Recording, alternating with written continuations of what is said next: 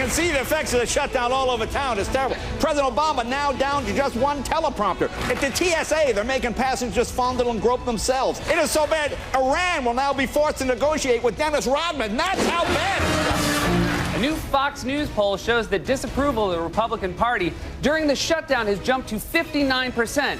And that's a Fox News poll. That's like the real news saying it's 3,000%. This is not Armageddon. This is a pinprick. Yes, a government shutdown is no more damaging to the economy than a pinprick, okay? For instance, here's the economy, here's the shutdown. See? Oh my gosh, the government shut down T-ball for late night conduct, a pretty easy one. You know, since we've been talking here, the White House has already responded to Speaker Boehner's interview and the contention that there aren't enough votes in the House to pass a clean CR. The president's senior advisor, Dan Pfeiffer, tweeting to our own Jeff Zeleny, either he is all wrong or all his members are lying. So one more piece of evidence that neither side is prepared to budge just yet. Let me try to ask all of you then what I asked Speaker Boehner just a little bit ago. It does seem like this is going to go on for at least a few more days. If we get up to that deadline on October 17th, we're in the final day. Which side is going to blink? Are there going to be negotiations? Are we going to go into default? Who will get the blame?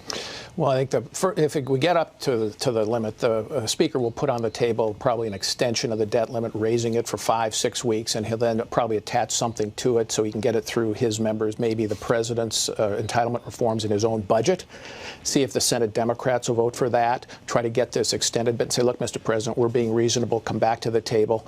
But that's at the last minute. There's no time for negotiation. Well, he may start a couple of days early, but that's, I think, how things are going to go here in the short term. And then we can redo this all again in November. Actually, I'm in heated agreement with Paul, more or less. I think that's essentially what happens. First of all, I've been doing negotiations for 30 years. They always go to the deadline. We will be here at 8 o'clock on October 17th, I think. And then I think there'll be some short-term extension coupled with a little bit of give on both sides and a serious, an announcement of a serious commitment to have some conversations about the whole budget picture. And then we'll see in 6 weeks what happens. So that nobody is accused of blinking, and that's what these scenarios lay out, is that people have a face-saving way to move on and not go to default. But there's no reason to have total confidence in that, George. I agree that's the likely scenario, but there's no reason to think that it's necessarily going to be that way. I mean, I think that the Republicans will try maybe only a 2 or 3 week extension of that ceiling, and I don't know that the Democrats are going to go along with that. But just to be clear, that the president gave an interview to AP over the weekend where he appeared not to rule out some kind of action on his own, citing the 14th Amendment to unilaterally continue to honor America's obligations. But everyone in the White House and the Treasury Department says no, he is out of unilateral. And Jay Carney has said emphatically no, and he has also said the White House believes that they do not have the power to do that, and they also believe that it would not work. So it'll be an interesting dance if they try to do that. And, George, I mean, here's the thing. They may be able to blame the Speaker on this, but if it brings this recession, if it brings something catastrophic, who was the Speaker of the House in 1929? Right, exactly. I mean, Paul knows that it was Longworth, but ultimately the president owns it. Blame will go everywhere. When you read Pfeiffer's tweet, is he lying or is he just wrong? It's sort of like kind of the problem.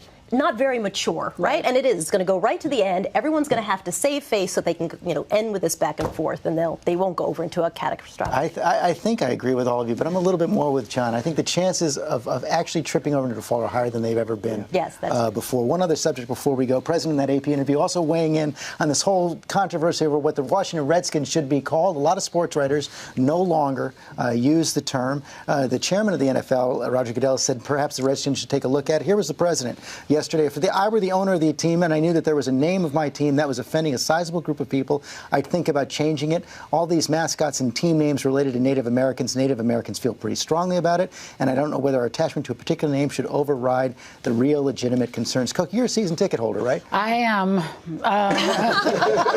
How's the season going?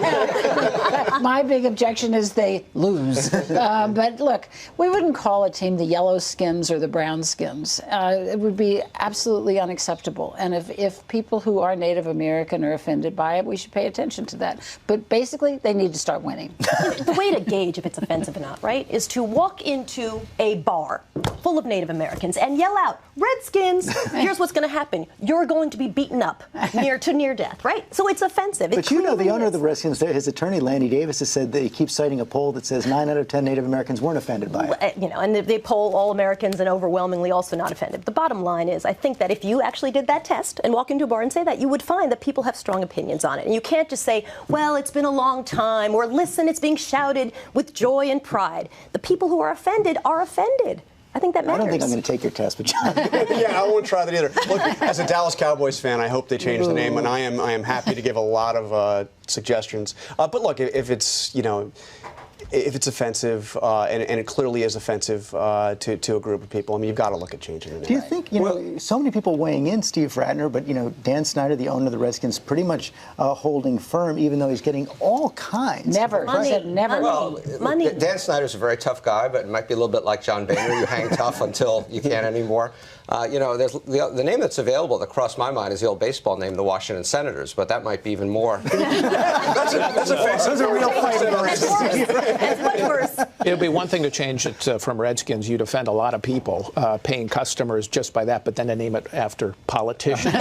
I mean, they boo politicians when they throw out the first pitch, and deservedly so. So, and as for the president weighing in, I mean, obviously people want to know what he'll say, but I would say that right now he's got a day job he should pay attention to, where he's not really managing it all. Probably not, but he's asked the question. He has to answer. Yeah, well, you know, thanks for the advice, sir. How about your own problem? Picking up on Steve's, I think the bigger problem these days might be the name Washington in front of it. Yes. You can change that, too. Right now, that's not going to change anytime soon. Thank you all for a great conversation today. We're going to come back in a minute with the mayor of the internet, Reddit's Alexis Ohanian, in our Sunday Spotlight.